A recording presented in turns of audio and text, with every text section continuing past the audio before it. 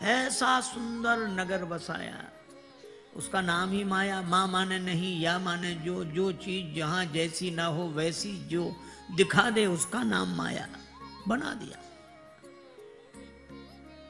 अब नारद जी उधर से निकले और जो नगर देखा, तो आपको नगर से क्या मतलब, अपना रास्ते से भगवान का भजन करते हुए आगे बढ़ जाते। और नारद जी ने कहा कि नहीं, थोड़ा देखने में क्या बिगड़ता है, बड़ा अच्छा नगर है। नगर में चले गए। यहां बड़ी तैयारियां हो रही हैं। यहां का राजा शीलनिधि अपनी बेटी का विवाह कर रहा है।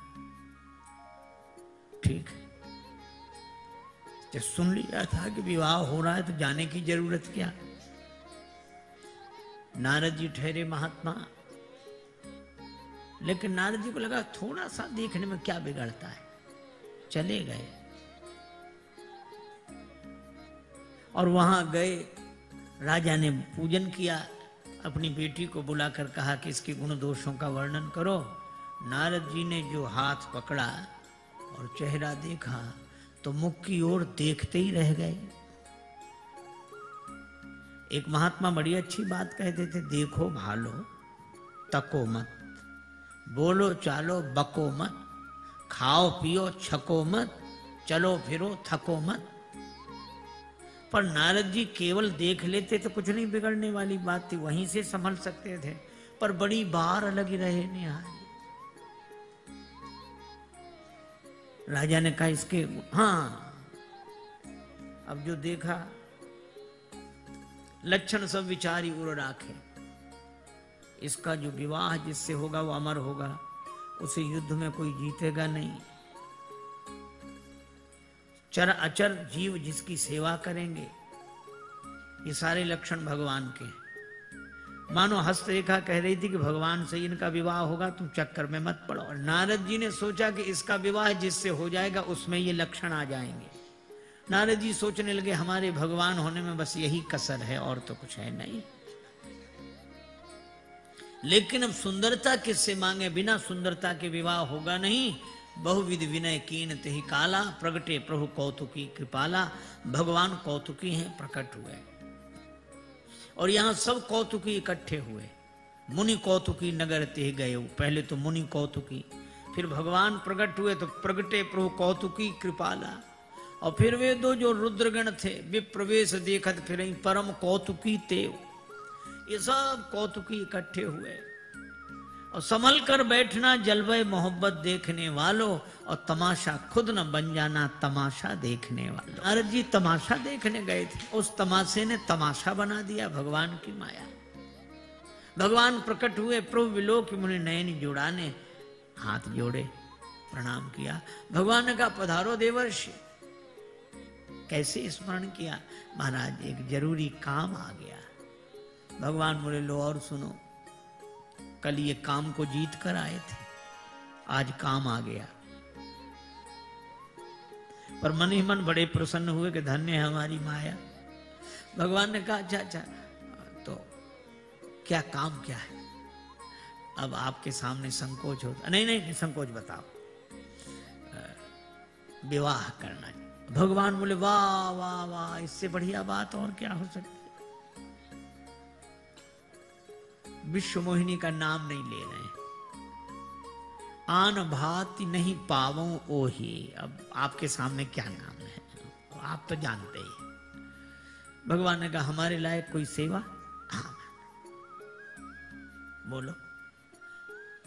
यह नहीं कहा कि सुंदर बना, आपन रूप दे हो प्रभु मोही, अपना रूप दे दो। भगवान मन ही मन हंसे कि अद्भुत बात है, रूप हमारा विवाह तुम्हारा। अब भगवान बड़े संकट में, राम सदा सेवक रुचि राखी। और सेवक है नारद जी, इनकी रुचि रखना चाहिए हमें। लेकिन अगर रुचि रखते हैं तो परिणाम अच्छा नहीं होगा, क्या करें। नारद जी को अगर सुंदर बना दिया तो जिंदगी भर के लिए बंदर बन जाएंगे।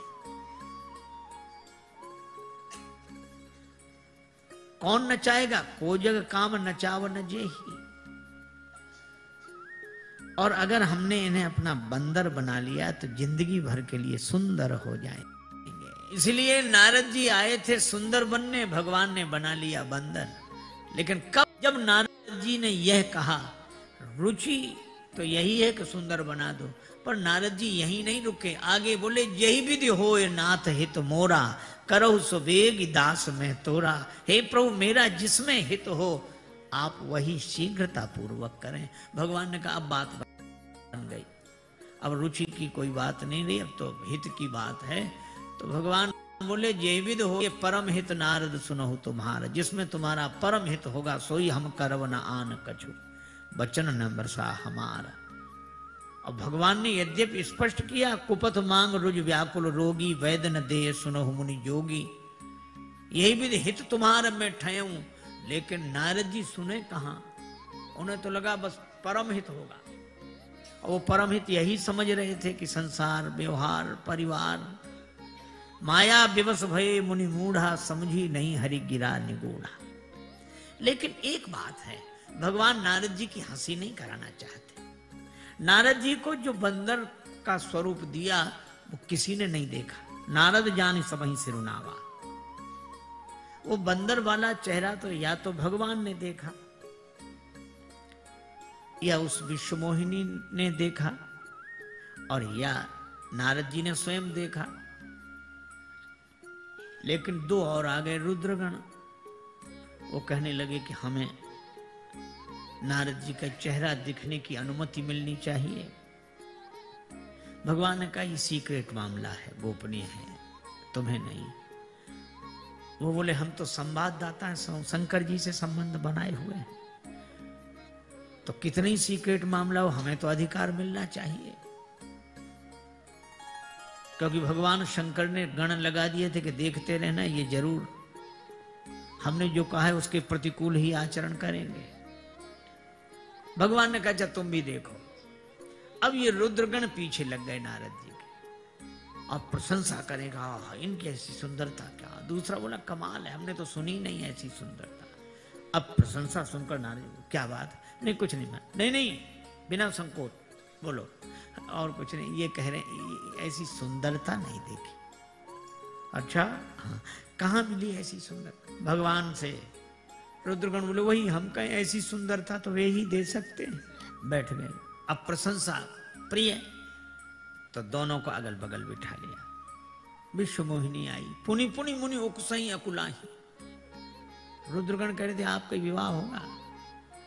अब विश्व मोहिनी को देखकर नारद सोचते हैं हम थोड़ा उछल जाएं, दिख तो जाएं पहले। नहीं नहीं महाराज आप बैठो। अब विश्व मोहिनी ने देखा तो जिस दिशा में नारद जी बैठे थे उधर देखा, मरकट बदन भयंकर देही। उस दिशा में ही नहीं देखा विश्व मोहिनी ने। शिव जी को रुद्रगणों ने कहा कि विश्व मोहिनी ने इधर नहीं देखा। शिव जी बोले भाई यही हित हुआ। कैसे? विश्व मोहिनी अर्थात विश्व को मोहित करने वाली भगवान की माया सबको व्यापती है, लेकिन जो भगवान का बंदर बन जाता है उसे व्यापने की कौन कहे, उस दिशा में भी नहीं देखती, उधर नहीं देखती। तो शिव जी ने भी निश्चय कर लिया कि हम भी बंदर ही बनेंगे, राम जी के बंदर बनेंगे।